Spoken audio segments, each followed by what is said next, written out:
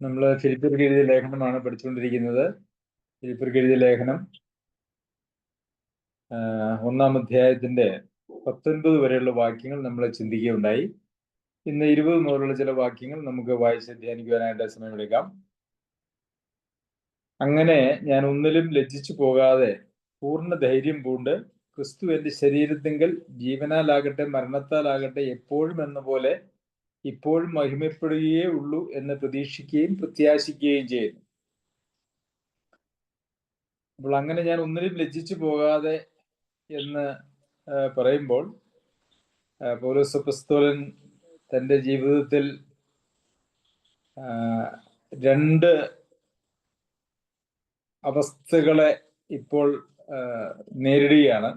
താനിപ്പോൾ ഒരു ബന്ധനത്തിലാണ് എന്നുള്ളത് അറിയാമല്ലോ. ആ ബന്ധനത്തിൽ നിന്നും ഒരു വിടുതൽ ലഭിക്കും എന്നുള്ളതായ ഒരു പ്രതീക്ഷ അദ്ദേഹത്തിനുണ്ട്. എന്നാൽ അതിനെക്കുറിച്ചൊരു ഉറപ്പ് ഇല്ല എന്നുള്ള നിലയിലാണ് തുടർന്നുള്ള വാക്യങ്ങളിൽ നമുക്ക് കാണുവാനായിട്ട് കഴിയുന്നത്. അപ്പോൾ ഞാൻ ഒന്നിനും ലജ്ജിച്ചു പോകാതെ പൂർണ്ണ ധൈര്യം പൂണ്ട് ക്രിസ്തുവിന്റെ ശരീരത്തിൽ ജീവനാലാകട്ടെ മരണത്താലാകട്ടെ, അപ്പോൾ ജീവനാലും ജീവിച്ചിരിക്കുകയാണെങ്കിലും മരിക്കുകയാണെങ്കിലും ഇനി എനിക്ക് ഇവിടുന്ന് ഒരു സ്വാതന്ത്ര്യം ലഭിച്ചില്ല. ഞാൻ മരിച്ചാലും ഞാൻ ജീവിച്ചാലും എപ്പോഴും എന്ന പോലെ ഇപ്പോഴും മഹിമപ്പെടുകയേ ഉള്ളൂ എന്ന് പ്രതീക്ഷിക്കുകയും പ്രത്യാശിക്കുകയും ചെയ്യുന്നു. അപ്പോൾ പൗലോസ് അപ്പോസ്തലന്റെ ജീവിതത്തെ കുറിച്ച് നമുക്ക് മനസ്സിലാക്കാൻ കഴിയുന്ന ഒരു വലിയ കാര്യം എന്ന് പറയുന്നത്, പൗലോസ് അപ്പോസ്തലന്റെ ശരീരത്തിങ്കൽ എപ്പോഴും ദൈവത്തിന് മഹത്വമാണ്. എപ്പോഴും എന്ന പോലെ ഇപ്പോഴും മഹിമപ്പെടുകയേ ഉള്ളൂ എന്ന് പ്രതീക്ഷിക്കുകയും പ്രത്യാശിക്കുകയും ചെയ്യുന്നു എന്നുള്ളതാണ്. അപ്പോൾ ഒരു വീണ്ടുജന്മം പ്രാപിച്ചതായിട്ടുള്ള ഒരു വ്യക്തി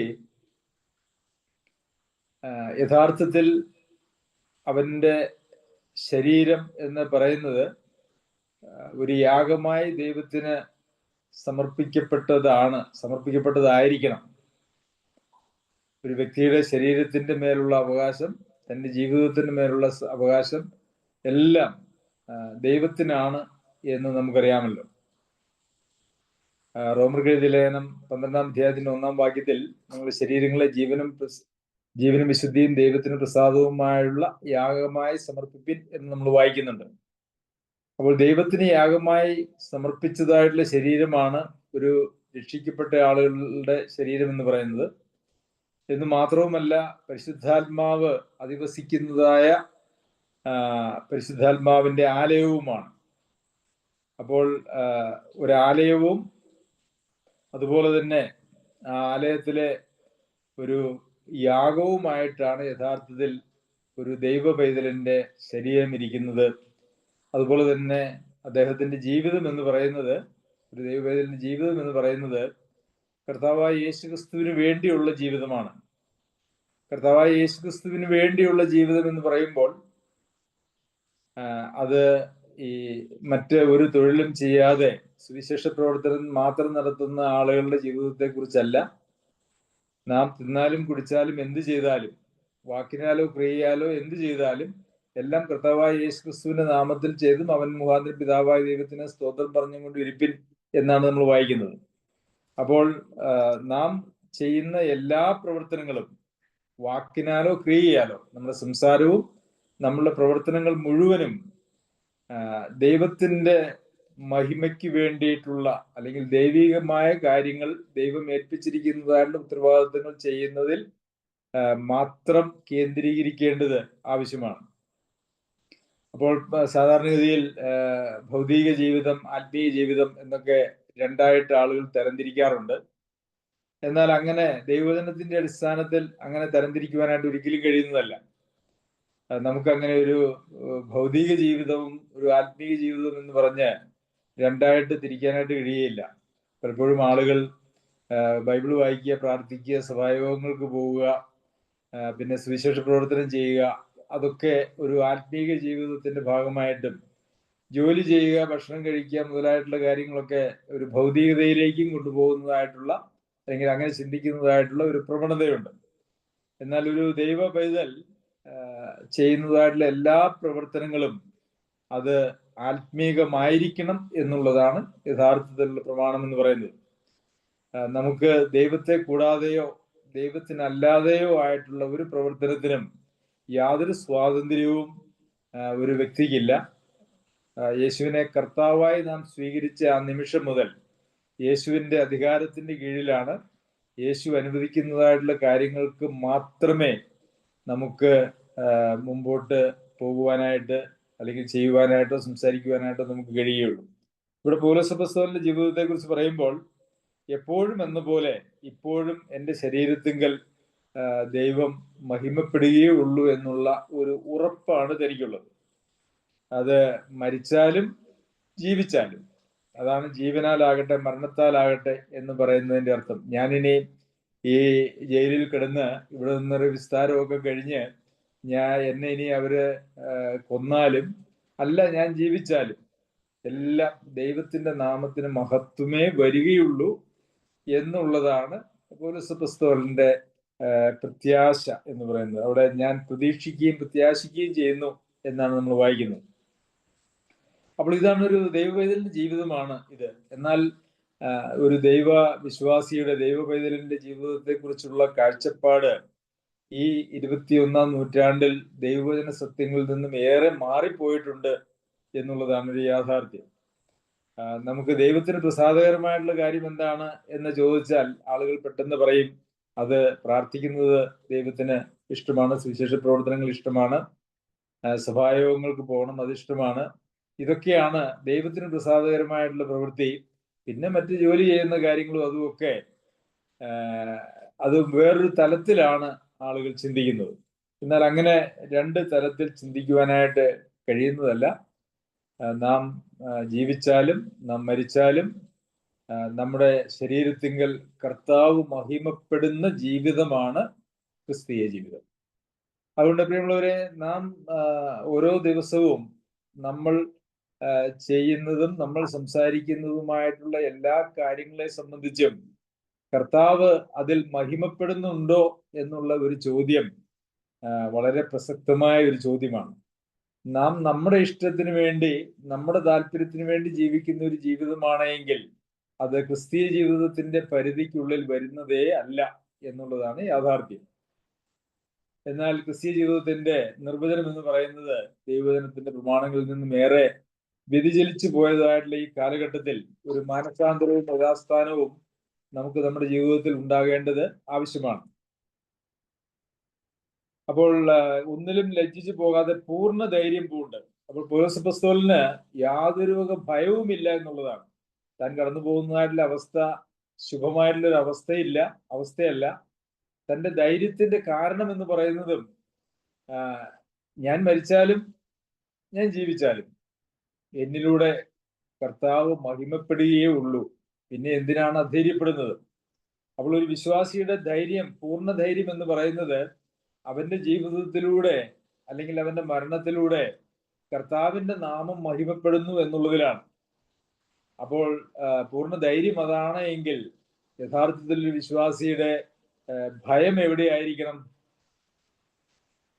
എൻ്റെ ജീവിതത്തിലൂടെ എൻ്റെ ശരീരത്തിങ്കൽ ജീവനാലോ മരണത്താലോ കർത്താവിന്റെ നാമം മഹിമപ്പെടുന്നില്ല എങ്കിൽ നമുക്ക് ഭയത്തിനുള്ള ഒരു ആവശ്യമുണ്ട് എന്നുള്ളതാണ്. അപ്പോൾ ഇതൊക്കെ നമ്മുടെ ക്രിസ്തീയ ജീവിതത്തിൽ വളരെ നാം കുറിക്കൊള്ളേണ്ടതായിട്ടുള്ള വളരെ സുപ്രധാനമായിട്ടുള്ള കാര്യങ്ങളാണ്. 21-ാമത്തെ വാക്യത്തിലെ എനിക്ക് ജീവിക്കുന്നത് ക്രിസ്തുവും മരിക്കുന്നത് ലാഭവുമാവുന്നു. ഇവിടെയും പൗലോസപ്പോസ്തലൻ ജീവനോ മരണമോ എന്നുള്ളതിനെ കുറിച്ച് ഒരു സംശയമുള്ളതിന്റെ അടിസ്ഥാനത്തിലാണ് ഈ വാക്കുകളും ഇവിടെ വീണ്ടും പറയുന്നത്. എനിക്ക് ജീവിക്കുന്നത്, ഞാൻ ജീവിച്ചാൽ അത് ക്രിസ്തുവിനാണ്, ക്രിസ്തുവാണ് എന്നിൽ ജീവിക്കുന്നത്, അല്ലെങ്കിൽ ക്രിസ്തുവിന് വേണ്ടിയാണ് ഞാൻ ജീവിക്കുന്നത്, അല്ലെങ്കിൽ ക്രിസ്തുവിനാൽ നിയന്ത്രിക്കപ്പെടുന്ന ഒരു ജീവിതമാണ് എനിക്കുള്ളത്. ഇനി ഞാൻ മരിച്ചാൽ അത് ഒരിക്കലും ഒരു നഷ്ടമല്ല. കാരണം ഞാൻ ആർക്കു വേണ്ടി ജീവിച്ചോ, ആരെന്നിൽ വസിക്കുന്നോ, ആരിൽ ഞാൻ വസിക്കുന്നോ, അത് ഈ കാലഘട്ടത്തിൽ ആത്മീകമായിട്ടാണ് എങ്കിൽ അതൊരു യാഥാർത്ഥ്യമായിട്ട് തീരുകയാണ് മരണത്തിങ്കൽ സംഭവിക്കുന്നത്. അതുകൊണ്ട് ഒരിക്കലും അത് ഒരു നഷ്ടമല്ല എന്നുള്ളതാണ്. പലപ്പോഴും വിശ്വാസികൾ ദൈവമക്കളൊക്കെ മരിച്ചു കഴിയുമ്പോൾ അത് ഭയങ്കര നഷ്ടമാണ് എന്നൊക്കെ നമ്മൾ പറയാറുണ്ട്. അവരുടെ കുടുംബാംഗങ്ങളെ സംബന്ധിച്ചിടത്തോളം അതിൽ തീർച്ചയായിട്ടും കുടുംബാംഗങ്ങൾക്കും അവരായിരിക്കുന്ന സമൂഹത്തിനും അതുപോലെ തന്നെ സഭയ്ക്കും ഇവർക്കൊക്കെ വളരെ വേണ്ടപ്പെട്ടവരും പ്രയോജനമുള്ളവരുമാണ് എങ്കിൽ അവരുടെ വേർപാട് താൽക്കാലികമായിട്ടുള്ള ചില പ്രയാസങ്ങളൊക്കെ ഉണ്ടാക്കുമെന്നുള്ളത് യാഥാർത്ഥ്യമാണ്. എന്നാൽ മരിച്ച ആളെ സംബന്ധിച്ചിടത്തോളം അദ്ദേഹത്തിന്റെ ജീവിതം അത് ദൈവത്തിന്റെ നാമത്തിന്റെ മഹത്വത്തിനുള്ളതായിരുന്നുവെങ്കിൽ തീർച്ചയായിട്ടും ആ മരണം എന്ന് പറയുന്നത് ഒരു നഷ്ടമല്ല, മറിച്ച് ലാഭമാണ്. ദൈവത്തിനും അത് ലാഭമാണ്. 116 സങ്കീർത്തനത്തിൽ നാം വായിക്കുന്നത് തന്റെ ഭക്തന്മാരുടെ മരണം യഹോവയ്ക്ക് വിലയേറിയതാവുന്നു. അപ്പോൾ യഥാർത്ഥത്തിൽ യഹോവയ്ക്ക് ഭക്തന്മാരുടെ മരണം വിലയേറിയതാകുന്നു എന്ന് നാം വായിക്കുമ്പോൾ നാം കർത്താവിനോട് ചേരുന്ന, കർത്താവിന്റെ സന്നിധിയിൽ എത്തുന്നതായ ആ ഒരു സമയം ദൈവത്തിനും എത്രത്തോളം സന്തോഷമാണ്, അല്ലെങ്കിൽ സ്വർഗത്തിൽ അത് എത്രത്തോളം സന്തോഷമാണ് എന്നുള്ളതും നമുക്ക് അവിടെ തന്നെ കാണുവാനായിട്ട് സാധിക്കും. പക്ഷെ ഇതൊക്കെ സന്തോഷമാകണമെങ്കിൽ നമ്മുടെ ജീവിതവും നമ്മുടെ മരണവും അതിലൂടെ എല്ലാം, ജീവനാലാകട്ടെ മരണത്താലാകട്ടെ, കർത്താവിന്റെ നാമം മഹിമപ്പെടുകയേ ഉള്ളൂ എന്നുള്ളതായ ഉറപ്പ് ഉണ്ടായിരിക്കണം. എന്നാൽ 22-ാമത്തെ വാക്യത്തില്, എന്നാൽ ജഡത്തിൽ ജീവിക്കുന്നതിനാൽ എന്റെ വേലയ്ക്ക് ഫലം വരുമെങ്കിൽ ഏത് തിരഞ്ഞെടുക്കേണ്ടു എന്ന് ഞാൻ അറിയുന്നില്ല. ഇവ രണ്ടിനാലും ഞാൻ ഞെരുങ്ങുന്നു. വിട്ടുപിരിഞ്ഞ് ക്രിസ്തുവിനോട് കൂടെ ഇരിപ്പാൻ എനിക്ക് കാംക്ഷയുണ്ട്, അത് അത്യുത്തമമല്ലോ. എന്നാൽ ഞാൻ ജഡത്തിലിരിക്കുന്നത് നിങ്ങൾ നിമിത്തം ഏറെ ആവശ്യം. ഇങ്ങനെ ഉറച്ചുകൊണ്ട് നിങ്ങളുടെ വിശ്വാസത്തിന്റെ അഭിവൃദ്ധിക്കും സന്തോഷത്തിനുമായി തന്നെ ഞാൻ ജീവനോട് ഇരിക്കുമെന്നും നിങ്ങളോട് എല്ലാവരോടും കൂടി ഇരിക്കുമെന്നും അറിയുന്നു. അപ്പോൾ ഇവിടെ പൗലോസ് അപ്പോസ്തലൻ ഒരു പ്രത്യേക അവസ്ഥയിലെത്തിയിരിക്കുകയാണ്. ജീവിച്ചാൽ അത് ക്രിസ്തുവിന് വേണ്ടിയുള്ള ജീവിതമാണ്. ഇത് പൗലോസ് അപ്പോസ്തലന്റെ ജീവിതത്തെ കുറിച്ച് മാത്രമല്ല കേട്ടോ, ഏതൊരു ദൈവ പൈതലിന്റെയും ജീവിതത്തെ സംബന്ധിക്കുന്ന ഒരു യാഥാർത്ഥ്യമായിരിക്കേണ്ടത് ഇത് തന്നെയാണ്. ഞാൻ ജീവിക്കുന്നുവെങ്കിൽ അത് ക്രിസ്തുവിന് വേണ്ടി. ക്രിസ്തുവിന് വേണ്ടി അല്ലാത്തതായിട്ടുള്ള ഒരു ജീവിതം എന്ന് പറയുന്നത് അത് യാതൊരു അർത്ഥവുമില്ലാത്ത ഒരു ജീവിതമാണ്. ഇനി ക്രിസ്തുവിന് വേണ്ടിയുള്ള ജീവിതം എന്താണ് എന്നാണ് തുടർന്നുള്ള വാക്യങ്ങളിൽ നമുക്ക് കാണുവാനായിട്ട് കഴിയുന്നത്. അപ്പോൾ മരിക്കുന്നത് ലാഭമാണ്. മരിച്ചു കഴിഞ്ഞാൽ ക്രിസ്തുവിനോട് കൂടി ഇരിക്കാം. പിന്നെ വേദനകളില്ല, ദുഃഖങ്ങളില്ല, കണ്ണുനീരില്ല, പട്ടിണിയില്ല, രോഗങ്ങളില്ല, അങ്ങനത്തെ യാതൊരു പ്രശ്നങ്ങളുമില്ല. മരിക്കുന്ന ആളെ സംബന്ധിച്ചിടത്തോളം മരണം എന്ന് പറയുന്ന, ഒരു ദൈവവേദലിന്റെ മരണം എന്ന് പറയുന്നത് അവരെ സംബന്ധിച്ചിടത്തോളം വലിയൊരു ലാഭമാണ്. എന്നാൽ ഈ ലോകത്തിൽ ജീവിക്കുന്നതിനൊരർത്ഥം വരുന്നത്, ഒരു ദൈവ പൈതൽ ഈ ലോകത്തിൽ ജീവിക്കുന്നതിനൊരർത്ഥം വരുന്നത് അവരാൽ ക്രിസ്തുവിന് എന്തെങ്കിലും മെച്ചം ഉണ്ടാകുന്നു എങ്കിൽ മാത്രമേ ഉള്ളൂ. ക്രിസ്തുവിന് മെച്ചമുണ്ടാകുക എന്ന് പറഞ്ഞാൽ അത് ഇന്ന് ക്രിസ്തുവിന്റെ മണവാട്ടിയായിരിക്കുന്ന സഭയാണ് ഈ ലോകത്തുള്ളത്. ആ സഭയുടെ ആവശ്യങ്ങൾക്കും ആ സഭയ്ക്കും ഗുണകരമാകുന്നുവെങ്കിൽ മാത്രമേ ഒരു ദൈവ പൈതൽ ഈ ലോകത്തിൽ ജീവനോടിരിക്കുന്നതിന് അർത്ഥമുള്ളൂ എന്നുള്ളതാണ് യാഥാർത്ഥ്യം. പ്രിയമുള്ളവരെ, അങ്ങനെ ഒരു കാഴ്ചപ്പാട് നമുക്ക് ഉണ്ടോ എന്നുള്ളത് നാം പരിശോധിക്കേണ്ടത് ആവശ്യമാണ്. മരണത്തെ പലപ്പോഴും ആളുകൾ കാണുന്നത്, ദൈവമക്കൾ എന്ന് അവകാശപ്പെടുന്നവർ പോലും മരണത്തെ കാണുന്നത് വളരെ ഭയത്തോടു കൂടിയാണ്. അങ്ങനെ മരണത്തെ ഭയത്തോടു കൂടി കാണുന്നതായിട്ടുള്ള ആളുകൾ തീർച്ചയായിട്ടും ഒരു ആത്മീക രോഗമോ അല്ലെങ്കിൽ ഒരു ആത്മീക പ്രശ്നമോ അവർക്കുണ്ട് എന്നുള്ളതൊരു യാഥാർത്ഥ്യമാണ്. മരിച്ചാൽ അത് ഒരു ലാഭമാണ് എന്ന് മാത്രമേ ഒരു ദൈവ പൈതലിനെ സംബന്ധിച്ചിടത്തോളം, കർത്താവിന്റെ പരിപാടിയിൽ നിലനിൽക്കുന്ന ഒരു ദൈവ പൈതലിനെ സംബന്ധിച്ചിടത്തോളം അങ്ങനെയേ പറയുവാനായിട്ട് കഴിയുകയുള്ളൂ. അപ്പോൾ ജഡത്തിലിരിക്കുന്നത് ക്രിസ്തുവിനോട് കൂടെ ഇരിപ്പാൻ എനിക്ക് കാംക്ഷയുണ്ട്, അത് അത്യുത്തമമല്ലോ. ഉത്തമം എന്നല്ല, അത്യുത്തമം. അതായത് അതിനോട് താരതമ്യം ചെയ്യാൻ മറ്റൊന്നുമില്ല. ഈ ലോകത്തിലെ യാതൊരു വക ജീവിതവും, ഏതെല്ലാം സുഖസൗകര്യങ്ങളോടും മോടികളോടും ആരോഗ്യത്തോടും കൂടെയുള്ള ഒരു ജീവിതവും കർത്താവിനോട് കൂടി ഇരിക്കുന്നതുമായിട്ട് താരതമ്യം ചെയ്താൽ അത് യാതൊരു താരതമ്യവും ഇല്ലാത്തതാണ് എന്നാണ് പൗലോസ് അപ്പോസ്തലൻ പറയുന്നത്. അപ്പോൾ അത് അത്യുത്തമമാണ്. എന്നാൽ ജഡത്തിലിരിക്കുന്നത് നിങ്ങൾ നിമിത്തം ഏറെ ആവശ്യം. ഇവിടെ പൗലോസ് അപ്പോസ്തലന്റെ ശുശ്രൂഷയുടെ തലം എന്ന് പറയുന്നത് ഒരു അപ്പസ്തോലൻ എന്നുള്ള നിലയിൽ കുറച്ചുകൂടി വിശാലമാണ് എന്ന് നമുക്കറിയാം.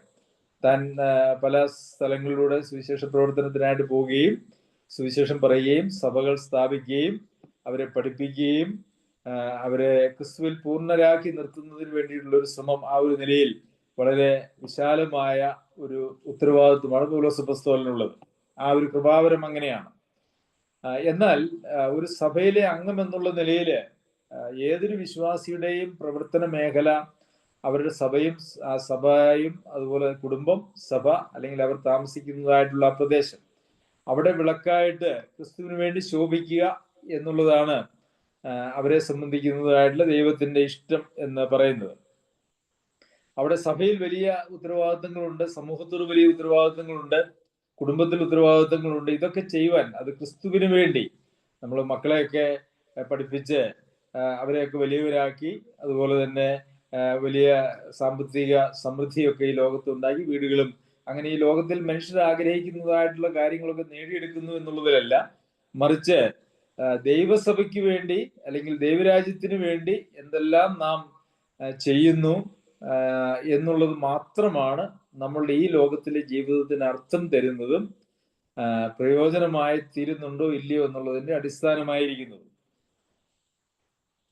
അപ്പോൾ ഇവിടെ ഞാൻ ജഡത്തിലിരിക്കുന്നത് നിങ്ങൾ നിമിത്തം ഏറെ ആവശ്യം. ഇപ്പോൾ ഫിലിപ്പിയിലൊന്നും അല്ല പൗലോസ് അപ്പോസ്തലൻ ഉള്ളതെന്നുള്ളത് നമുക്കറിയാമല്ലോ.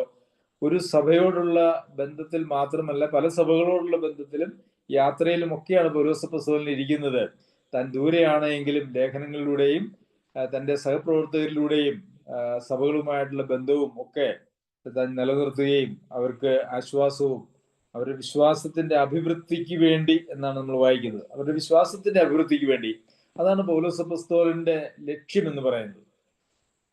നമ്മളെ സംബന്ധിച്ചിടത്തോളം സഭയിലെ ആളുകളുടെ വിശ്വാസത്തിന്റെ അഭിവൃദ്ധി എന്ന് പറയുന്നത് പലപ്പോഴും അത് വലിയ കാര്യമായിട്ടൊന്നും കാണുന്നില്ല.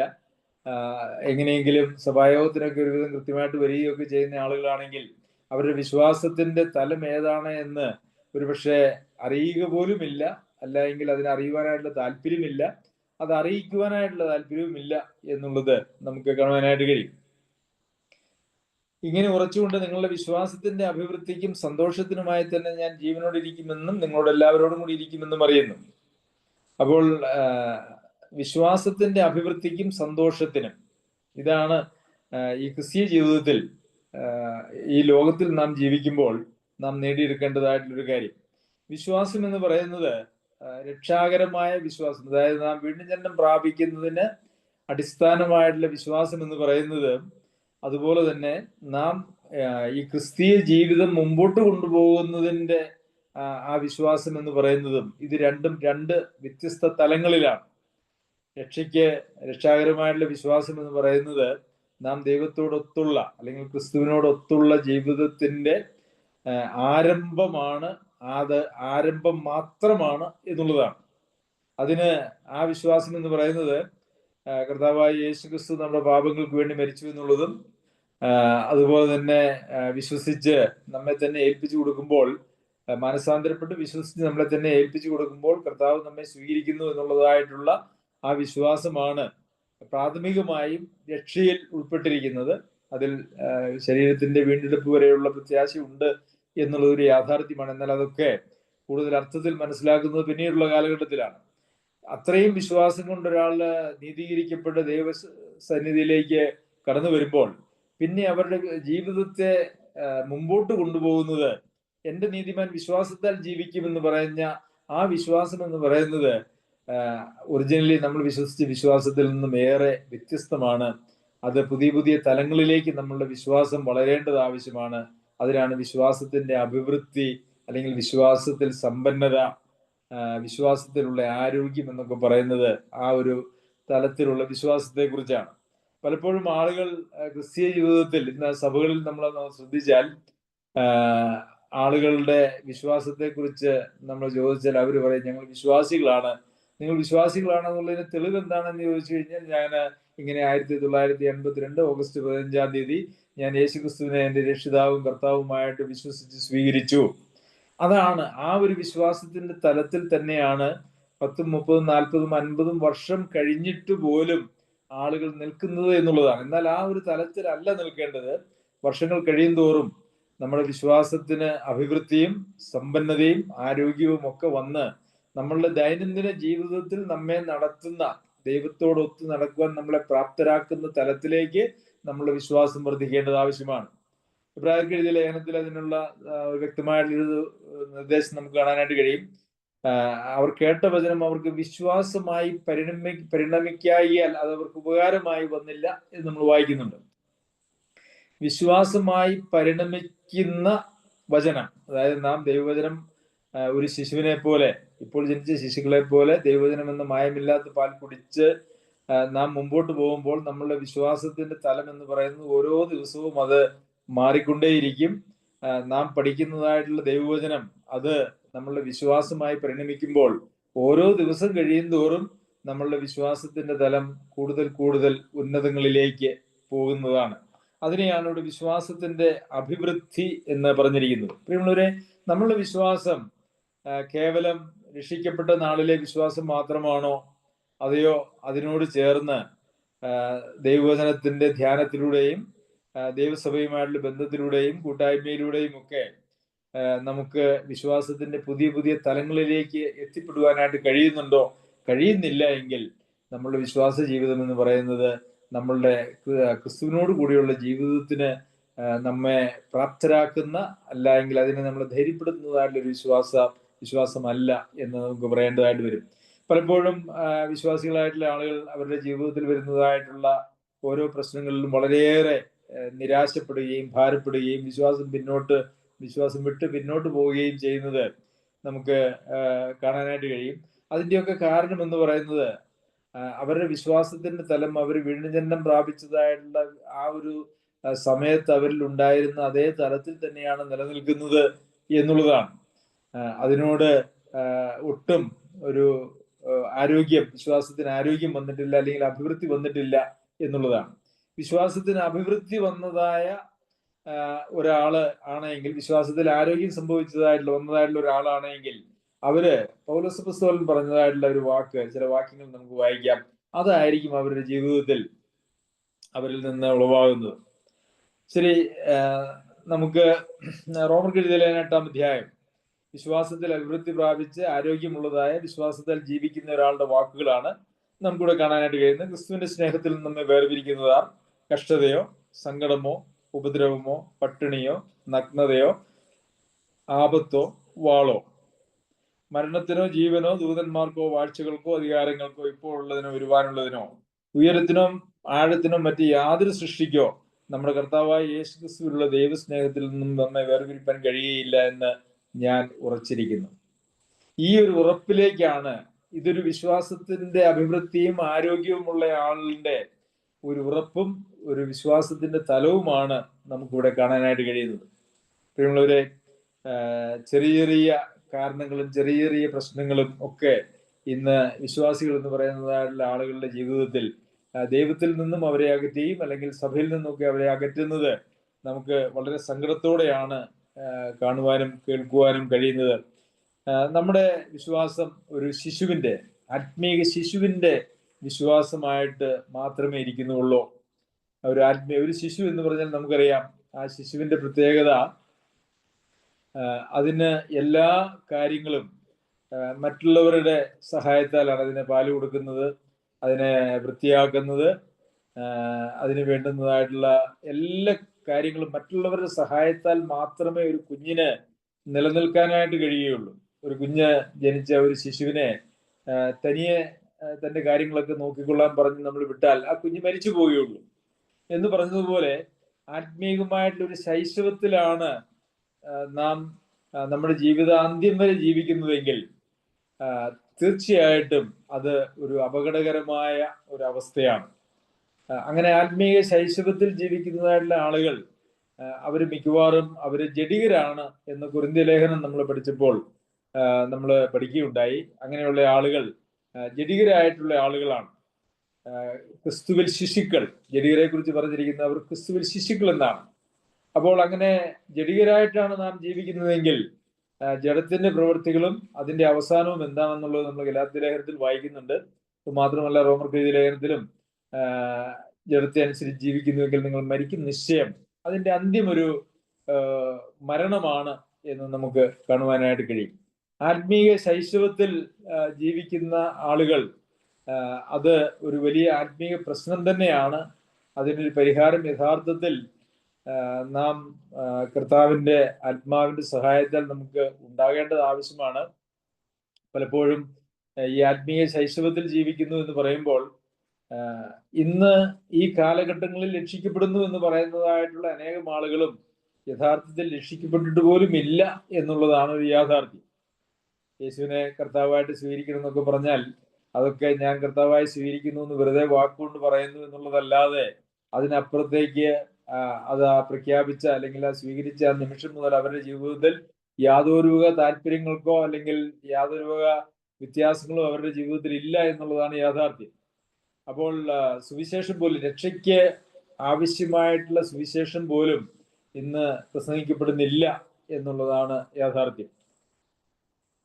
അതുകൊണ്ട് പ്രിയമുള്ളവരെ, നമ്മെ ദൈവത്തിന് പ്രയോജനമുള്ളവരായി, ഇപ്പൊ പൗലോസ് അപ്പോസ്തലന് ജീവനാലാകട്ടെ മരണത്താലാകട്ടെ എനിക്ക് കർത്താവ് മഹിമപ്പെടുകയേ ഉള്ളൂ എന്ന് പറയുവാനായിട്ട് ധൈര്യം വന്നത് താൻ തന്റെ വിശ്വാസത്തിൽ ആരോഗ്യമുള്ളവരായി, അല്ലെങ്കിൽ വിശ്വാസത്തിൽ ഇവിടെ നമ്മൾ വായിക്കുന്നത് പോലെ വിശ്വാസത്തിൽ അഭിവൃദ്ധി ഉള്ളവരായിട്ട് തീരുന്നു എന്നുള്ളതാണ്. ഈ സഭയുടെ ഉദ്ദേശം എന്ന് പറയുന്നത് യഥാർത്ഥത്തിൽ ഈ ഒരു കാര്യത്തിന് വേണ്ടിയിട്ടാണ്. എന്തിനാണ് സഭ? രക്ഷിക്കപ്പെട്ട ആളുകളെ ദൈവം സഭയോട് ചേർത്തുകൊണ്ടിരുന്നു, കർത്താവ് സഭയോട് ചേർത്തുകൊണ്ടിരുന്നു നമ്മൾ വായിക്കുന്നു. സഭയിലാണ് ഈ വിശ്വാസത്തിന്റെ അഭിവൃദ്ധിയും വിശ്വാസത്തിന്റെ വളർച്ചയും ഒക്കെ അന്യോന്യമുള്ള കൂട്ടായ്മയിലൂടെയും പ്രബോധനത്തിലൂടെയും തിരുത്തലുകളിലൂടെയും ഒക്കെ സാധ്യമാകുന്നു. അപ്പോൾ ഒരു വ്യക്തി സഭയോട് എത്രത്തോളം ആത്മാർത്ഥമായി ചേർന്ന് നിൽക്കുകയും ആ സഭയുടെ കാര്യങ്ങളിൽ അവർക്ക് ദൈവം കൊടുത്തിരിക്കുന്നതായിട്ടുള്ള കൃപകൾക്കൊത്ത് അവരെ പ്രവർത്തിക്കുകയും അതുപോലെ തന്നെ സഭയിലെ നിർദ്ദേശങ്ങൾ അല്ലെങ്കിൽ ദൈവവചന പഠനം അതിന് വിധേയപ്പെടുകയും അല്ല തെറ്റിപ്പോകുന്ന സന്ദർഭങ്ങളിൽ ഒരുപക്ഷെ ശാസനയോ തർജ്ജനമോ ഒക്കെ വേണ്ടി വന്നാൽ അതിനൊക്കെ വിധേയപ്പെടുന്ന ആളുകൾക്ക് മാത്രമേ വിശ്വാസത്തിൽ ആരോഗ്യമുള്ളവരായിട്ട് വളരാനായിട്ട് കഴിയുള്ളൂ. കേവലം ഒരു സഭായോഗത്തെ അല്ലെങ്കിൽ ഒരു സഭയെ ഒരാളുടെ സാമൂഹികമായിട്ടുള്ള ആവശ്യങ്ങൾക്ക് വേണ്ടിയിട്ടുള്ള ഒരു മുഖാന്തരം എന്ന് മാത്രം കണക്കാക്കുന്ന ആളുകളെ സംബന്ധിച്ചിടത്തോളം അവർക്ക് ഈ വിശ്വാസത്തിൽ ആരോഗ്യമുള്ളവരായി തീരുവാനായിട്ട് കഴിയുകയില്ല.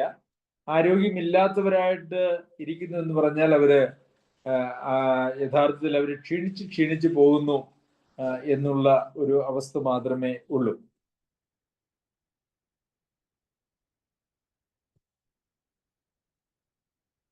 അപ്പോൾ ജഡത്തിൽ ഞാൻ ഈ ലോകത്തിൽ ജീവിക്കുന്നത്, നമുക്ക് പൗലോസ് അപ്പോസ്തലൻ പറയുന്ന പോലെ പറയാനായിട്ട് കഴിയോ? ഞാൻ ജഡത്തിൽ ഇരിക്കുന്നത് എൻ്റെ സഭയ്ക്ക് ഏറെ ആവശ്യം. എൻ്റെ കൂടെയുള്ള ദൈവമക്കൾക്ക് ഞാൻ ജഡത്തിൽ ഇരിക്കുന്നതും എൻ്റെ പ്രവർത്തനങ്ങളും ആവശ്യമാണ്. അതുകൊണ്ട് ഞാൻ ജഡത്തിലിരിക്കും, അല്ലെങ്കിൽ ഞാൻ ജീവനോടിരിക്കും എന്ന് പറയുവാനായിട്ട് നമുക്ക് കഴിയും. അത് സഭയിലെ യഥാർത്ഥത്തിൽ സഭാ ശുശ്രൂഷകന്മാർ എന്ന് പറയുന്നവർ അവര് ഈ ആത്മീയ ശുശ്രൂഷകൾക്കും അല്ലെങ്കിൽ ഈ ഒരു ദൈവിക പരിപാടിക്ക് അവർ നേതൃത്വം കൊടുക്കുന്നു എന്നുള്ളത് മാത്രമേ ഉള്ളൂ. സഭയിൽ എല്ലാവർക്കും ദൈവം വ്യത്യസ്ത തലങ്ങളിലുള്ള കൃപാവരങ്ങളെ കൊടുത്തിട്ടുണ്ട്. കൃപാവരങ്ങളില്ലാത്ത ഒരാളുമില്ല. കൃപാവരങ്ങളില്ലാത്ത ഒരാൾ രക്ഷിക്കപ്പെട്ട ആളായിട്ട് കണക്കാക്കാൻ പോലും കഴിയുകയില്ല. ഒരുപക്ഷെ കൃപാവരം എന്താണെന്ന് അറിയത്തില്ലാത്ത ആളുകൾ കാണും. അത് അറിവില്ലായ്മ എന്ന് പറയുന്നത് യഥാർത്ഥത്തിൽ അവർക്ക് അവർ സഭയുടെ കാര്യങ്ങളിൽ അവർ ആത്മാർത്ഥമായി അതിനോട് സഭയെ സ്നേഹിക്കാതെയും സഭാകാര്യങ്ങളിൽ ഇടപെടാതെയും ഇരിക്കുന്നതുകൊണ്ട് മാത്രമാണ് എന്നുള്ളതും നമുക്കറിയാം. എന്നാൽ കൃപാവരമൊന്നും എനിക്കില്ല എന്നൊരാൾ പറയുന്നെങ്കിൽ തീർച്ചയായിട്ടും താൻ രക്ഷിക്കപ്പെട്ടിട്ടുണ്ടോ എന്നുള്ളത് ഒന്ന് പരിശോധിക്കേണ്ടതും ആവശ്യമാണ്. അപ്പോൾ നാം ജീവനോടിരിക്കുന്നെങ്കിൽ അത് കർത്താവിന് വേണ്ടി എന്ന് പറയുമ്പോൾ കർത്താവിന്റെ സഭയ്ക്ക് വേണ്ടി. കർത്താവിന്റെ സഭയ്ക്ക് വേണ്ടി ജീവിക്കാത്ത ഒരു ജീവിതവും ഈ ലോകത്തിൽ അർത്ഥമില്ലാത്തതാണ്. കർത്താവിന് വേണ്ടി ജീവിക്കുന്ന ജീവിതം മാത്രമേ ഏതെങ്കിലും നിലയിൽ നമുക്ക് ഒരു അർത്ഥമുള്ള ഒരു ജീവിതമായിട്ട് തീരുന്നുള്ളൂ. അതല്ല എങ്കിൽ ഏതൊരു മൃഗത്തെ പോലെയും തിന്നു കുടിച്ചു അങ്ങനെ ഒരു ദിവസം അങ്ങ് ചത്തു. മൃഗങ്ങൾക്ക് പിന്നെ നിത്യശിക്ഷാവിധിയില്ല. മനുഷ്യര് ദൈവത്തെ അറിയാതെയും ദൈവത്തോട് മറുതലിച്ചും ജീവിച്ചാൽ അവർക്ക് മൃഗങ്ങൾക്കുള്ളതിനേക്കാൾ ഒന്ന് കൂടുതലും കൂടി ഉണ്ട് എന്നുള്ളത്. അപ്പം മൃഗസമാനമാണ് എന്ന് നമുക്ക് പറയുവാനായിട്ട് കഴിയുകയില്ല. ഈ ലോകത്തിൽ മൃഗത്തിനോട് തുല്യമാണ്. എന്നാൽ മരണം കഴിഞ്ഞിട്ട് അങ്ങനെയുള്ള ഒരാളുടെ ജീവിതം മൃഗത്തെ പോലെ പോലുമല്ല. അവർക്ക് നിത്യമായിട്ടുള്ളൊരു ശിക്ഷാവിധി ഉണ്ട് എന്നുള്ളത് നമുക്ക് കാണാനായിട്ട് കഴിയും. ഇപ്പൊ നമ്മളുടെ ജീവിതത്തെ സംബന്ധിക്കുന്നതായിട്ടുള്ള കാഴ്ചപ്പാടുകൾ ഈ നാളുകളിൽ ഏറെ മാറേണ്ടതുണ്ട് എന്നുള്ളതാണ് ഒരു യാഥാർത്ഥ്യം. അതിന് നമുക്ക് മനസ്സുണ്ടോ? ആ മാനസാന്തരത്തിന് നമ്മൾ തയ്യാറുണ്ടോ? നാം കർത്താവിന് വേണ്ടി ജീവിക്കാൻ ഒറിജിനലി ഒരു തീരുമാനം എടുത്തിട്ടുണ്ടെങ്കിൽ ആ തീരുമാനത്തിലേക്ക് നാം യഥാസ്ഥാനപ്പെട്ട് അങ്ങനെ ജീവിക്കുവാൻ നമുക്ക് താല്പര്യമുണ്ടോ? ദൈവം നമ്മെ സഹായിക്കട്ടെ. ഈ ചോദ്യങ്ങളൊക്കെ വളരെ പ്രസക്തമായ ചോദ്യങ്ങളാണ്. ക്രിസ്തീയ ജീവിതത്തെ ഒരു നിസ്സാരമായോ ലളിതമായോ ഗൗരവമില്ലാത്തതായിട്ട് നമുക്ക് കാണുവാനായിട്ട് കഴിയുകയില്ല. നമ്മുടെ ദൈവവചന പഠനം നമ്മെ വിശ്വാസത്തിന്റെ പുതിയ തലങ്ങളിലേക്കും കർത്താവിനും കർത്താവിന്റെ സഭയ്ക്കും പ്രയോജനമുള്ള പുതിയ തലങ്ങളിലേക്കും എത്തുവാൻ സർവശക്തനായ ദൈവം നമ്മെ എല്ലാവരെയും സഹായിക്കട്ടെ. അവന്റെ അതിപരിശുദ്ധ നാമം വാഴ്ത്തപ്പെടുമാറാകട്ടെ.